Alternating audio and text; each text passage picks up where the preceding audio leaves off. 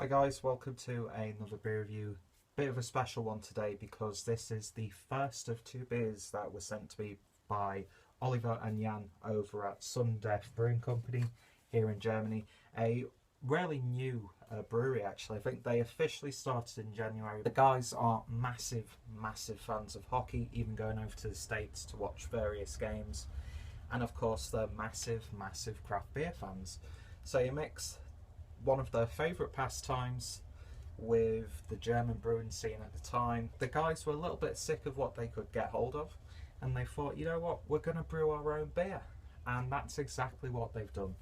So aside from the beers that they sent me, they sent over a little pamphlet with information about the beers that they brew, a couple of stickers, one of which is already on my laptop, and a nice selection of coasters, which is always good to share around with people, especially when it comes to beer miles, and help promote the brewery. Nice little package, and they sent me two beers, the two beers that they are brewing at the moment. So today we'll be looking at the Tough Guy Ale, which is an East Coast Pale Ale with an IBU count of 40 and clocking in at 5.9%. So got some information stuck to the shelf that you're sat on. So the malts are Pale Ale, Carahel, Pilsner, Wheat and Sour malts. Hops are East Kent Goldings, Cascade, Centennial and Chinook. And the yeast is Safel US 05. So a really nice sounding recipe. I think they've primarily got like a 50 litre brewing system, and they go around from different breweries to help brew it on a bit more of a bigger scale.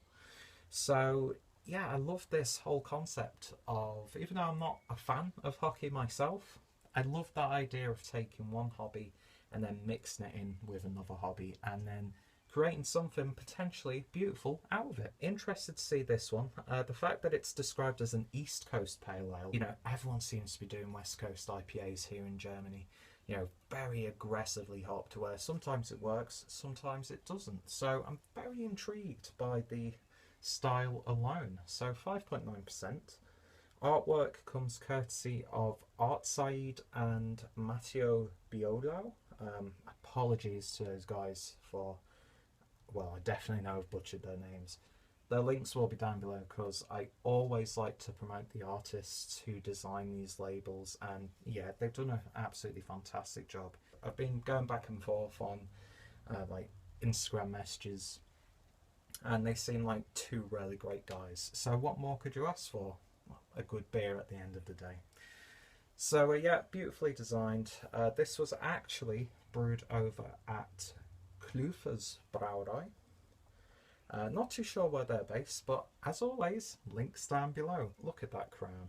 Absolutely fantastic. Definitely keeping the label and the crown for this one.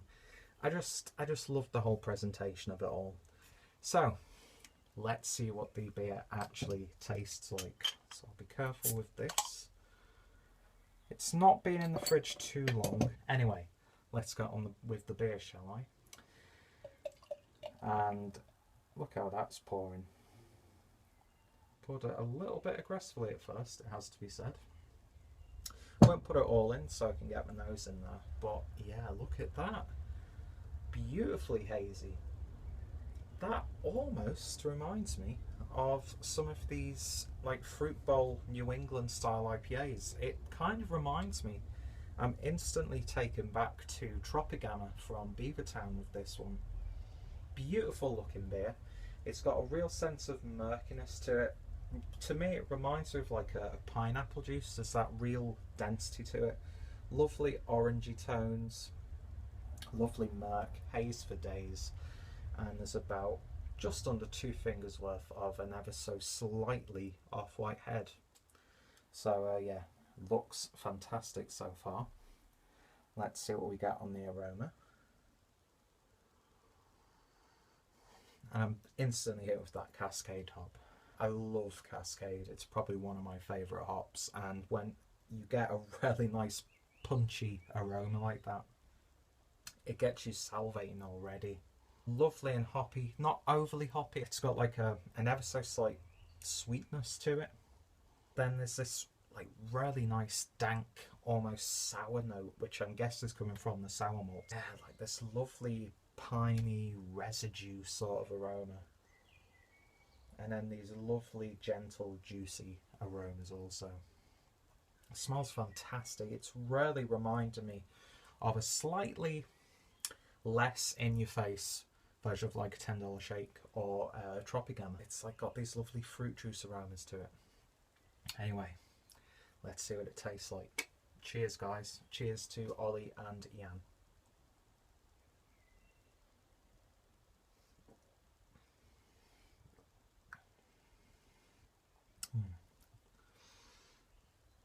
Yeah, that's exactly what I was expecting it to be. Lovely hoppy characters, but they're balanced really nicely with a very satisfying malt build. Not too heavy, not too light, lovely prickly carbonation, and then you get this lovely IBU, this bitterness at 40 IBUs, playing really, really nicely with the beer. You do get this slight dry tartiness to it, almost sourness, and I'm getting lovely grapefruit, a little bit of blood orange in there. I've been drinking a lot of blood orange and grapefruit recently, and this just has those sort of flavours. Lovely slightly tropical tones in there as well, and this lovely dank sourness on the back end. That's a lovely little beer. It really, really is. And it is almost bordering on what I would consider an IPA, actually. Of course, my iPhone decided to run out of memory on me mid-conversation, and yeah, I went off on a little bit of a tangent. But the last thing I was saying was that it sort of has this more of an IPA feel to me, just with the flavour profile and the like complexity of it compared to what I would consider a pale ale. You've probably heard me say this a couple of times now, you know, reaching out to the German brewing community through my video, that I've been wanting a German brewer to brew a New England Vermont style IPA, and I've got to say, this is nearly there. It's got those lovely juicy flavours to it. It doesn't really have that like slight dense body to it like some of them do, because of course they use like lactose and oats for the ones that I've had brewed back in the UK, you know, when they've actually put like fruit in there to bulk it up a bit. I mean, like Trillium, yeah, they just are masters with their hops when it comes to these sorts of beers. But with my experience of brewers trying to do this like New England style, this is the closest thing I've got here in Germany. That's lovely. You get these lovely, slightly tart, bitter fruit tones in there. I was talking about blood orange, I was talking about grapefruit. I'm getting those elements. I'm getting a little bit of mango, a little bit of like a pineapple, melony sort of flavour. Lovely bitterness coming from those hops. And that malt bill just lifts it a little bit. It lifts it, but then holds back the attack of like these, what you sometimes get like hop resins, which can be a little bit unpleasant at times. But this for me is a very accomplished pale ale. But like I was saying, to me it feels more of an IPA. And I think that would probably work a little bit better if they like marketed it as that. Because the beer itself is fantastic. And yeah, just this lovely fruity, juicy tartness. It just comes together really, really nicely. You know, it's approaching 6%. You're not getting that alcohol at all. It's crisp. It's refreshing. It's not as fruity or as hoppy or as juicy as some of the beers that I've had like this. But yeah, I can't really fault it too much. It's going down so well, and I'm just pissed off that I couldn't get this video done in one take. If this beer was a bad beer, I'd be telling you why I think it's a bad beer. I'd be offering my constructive criticism. I'm no expert. I'm far from an expert. There are some people who drink this and think it's lacking in some respects. But for me personally, it's ticking all the boxes, and it's a damn fine beer. If Beretta were to stock this one, it's one of those beers where I'd pick up a couple of bottles every time I went there, because I crave these like fruity IPAs. So my only nitpick is, the fact that it's called an East Coast Pale Ale. I think it just works so much better named an IPA, because that's the impression I'm getting. And that's really my only critique.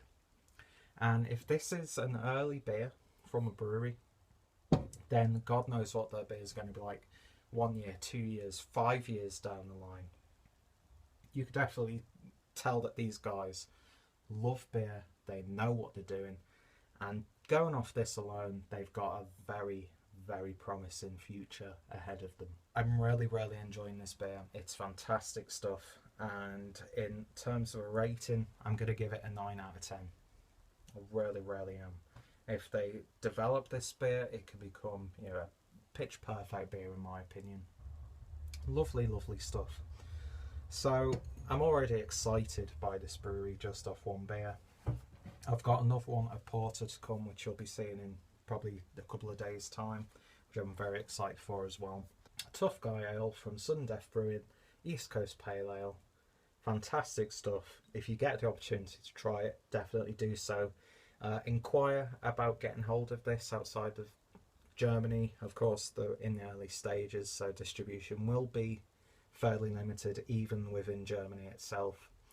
But yeah, definitely keep a lookout for this one, guys, because that's a damn good beer. Oliver and Jan, thank you so much for giving me the opportunity to try this beer.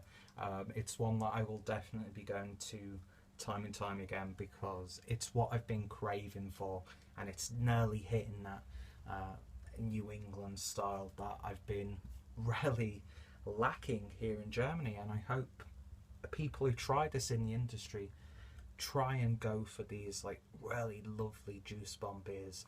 So yeah, 9 out of 10. This review's been a nightmare. I've had to restart it so many times. I keep running out of memory on my phone. But at the end of the day, this beer was so worth it. Guys, check out Sudden Death Brewing Company down below. Check out the people that designed it. Check out the brewery that helped them brew it. And more importantly, I hope you'll join me next time for another beer review. Thank you guys for watching, and I shall hopefully see you all later. Cheers.